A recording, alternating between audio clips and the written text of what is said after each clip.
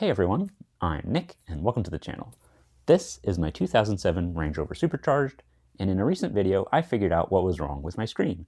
When I would turn it on, it would just blink and none of the displays would work. After testing a bunch of components and doing a lot more work than I might have needed, I figured out that the amp in the trunk was the issue. So it's just not working, and in this video we're going to replace it and get the sound system back online. So let's get to it.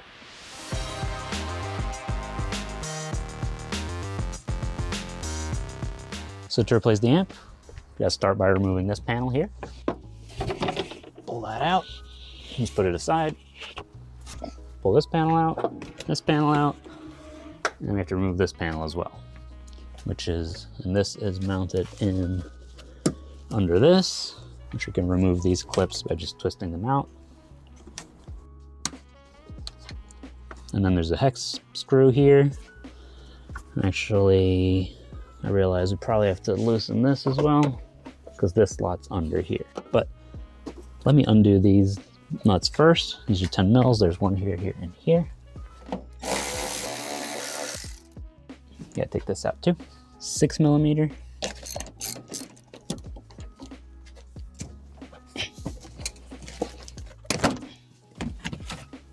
Now this can come out. Maybe if I just take that out.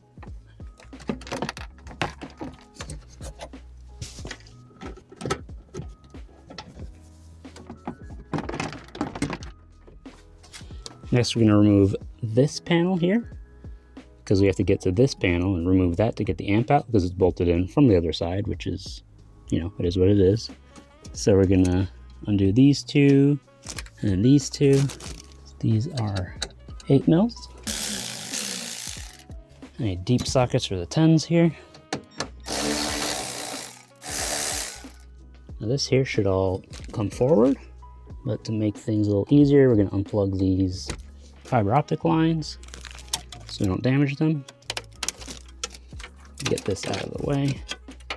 Oh yeah, there's 2 more 8s right here. This should come forward.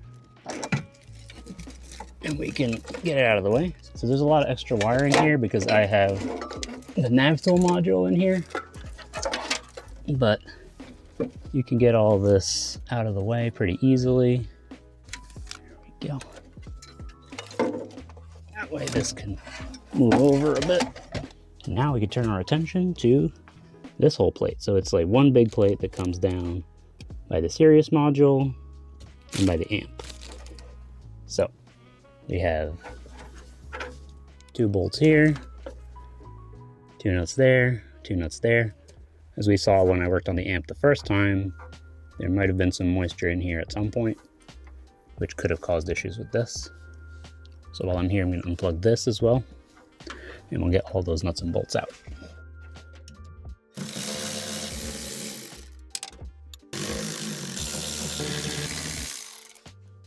Now in the video where I figured out that the amp was bad, I put this bypass loop in, which means all the fiber optics are out of the way, but if you're not in this situation, you want to unplug it first because we want to protect all the fiber optics so they don't get damaged.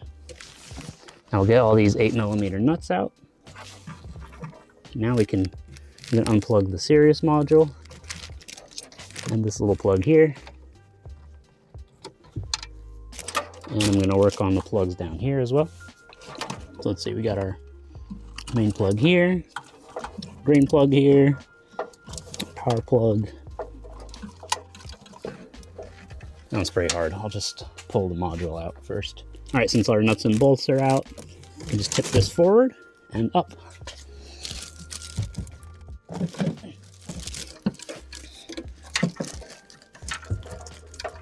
Just lift this out and I'll work on that plug over here. Whew, okay, that is a little hard to reach. So we've got the original amp here, and here's a replacement. Premium 1, Logic 7. Do a 4L. It's very similar. The part number is slightly different because this is slightly older, but it should work. And all our plugs are the same. So this should be 8 mil. Yep. 1, 2, 3, 4. Here we go. And we'll open this up later and see what's going on. Now our new unit, our new used unit, plugs in the same way. Drops in rather than plugs in, just bolts in the same.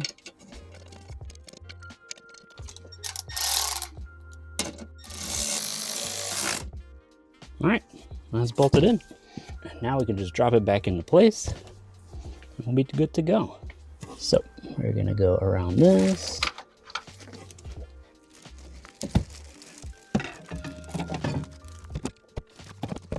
Oops. Make sure the amp plugs are not under the panel. Lift that in, pull that in place. 2 screw holes align here. What does this go into? That goes in there. Start plugging things back in here, I guess. We'll get our power plug at the bottom, green plug, gray plug, fiber optic. I'll put those in last. Pop this little plug in for the Sirius module.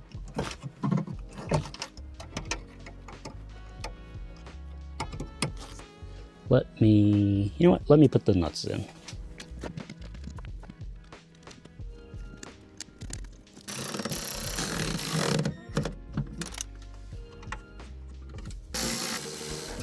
Pop these in here. So amplifier, fiber optics right here.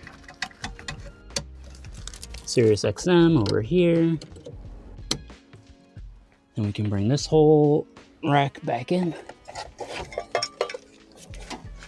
Gotta plug this back in.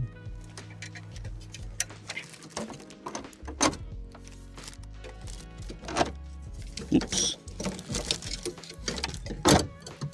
Make sure nothing gets pinched. Plug this back in for the phone module.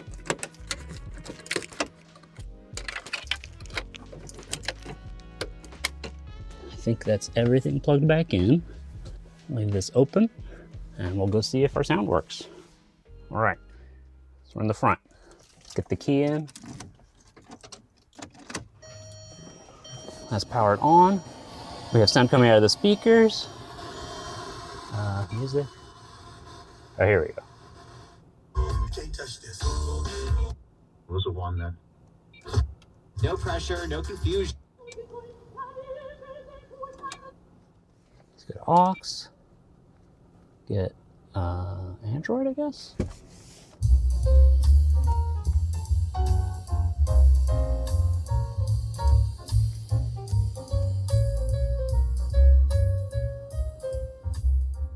Awesome, it works. That's really good. Now let's get back in the trunk and button everything up. So now all we need to do is just bolt everything back in. Make sure nothing's pinched back here. There are 2 nuts up here. Everything's nice and secure. So now we can get back to installing this panel. Pop this into this groove.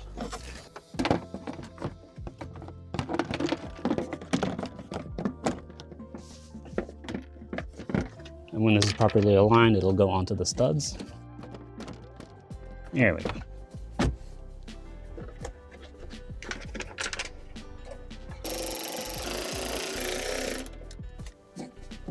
Good. We'll grab this panel here, realign that. So this to come up in here, and then forward. Okay, get our little twist guys, our D-ring,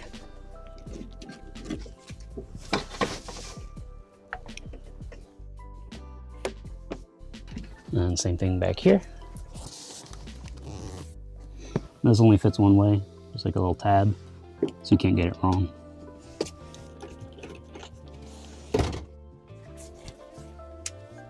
Drop this in. And And drop this panel back in. Which way? That way.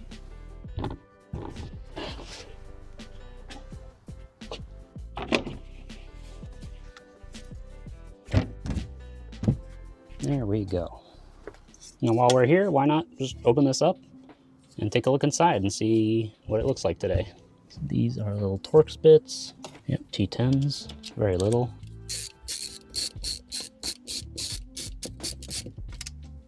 Now if you're working on electronics, normally you don't want to work on carpet, but it's already broken, so. Ooh.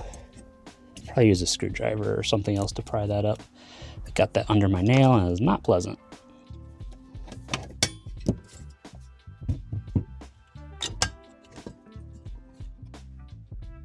Kind of see here, that trace is kind of weird looking. This is where there was corrosion last time, right in there. I don't see anything specifically that looks bad, but that doesn't mean nothing's bad, obviously, because it didn't work. So let's take a look underneath. These little heat pads. Nothing stands out right now, but maybe I'll get back in sometime and take a closer look, because this wasn't relaying the fiber optic signal. The solder looks good here. Maybe a chip failed or something. Oh yeah, you can still see this is where the corrosion was last time. Oh, we'll just put this back together for now, and maybe sometime we'll get back in here. Just goes back in like this. There we go.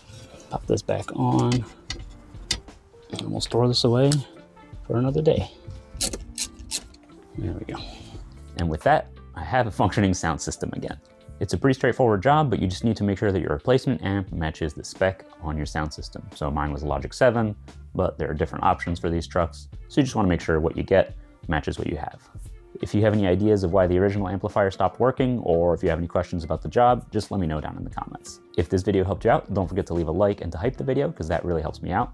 And if you want to see more videos like this, be sure to subscribe. Thanks for watching, and I'll see you next time.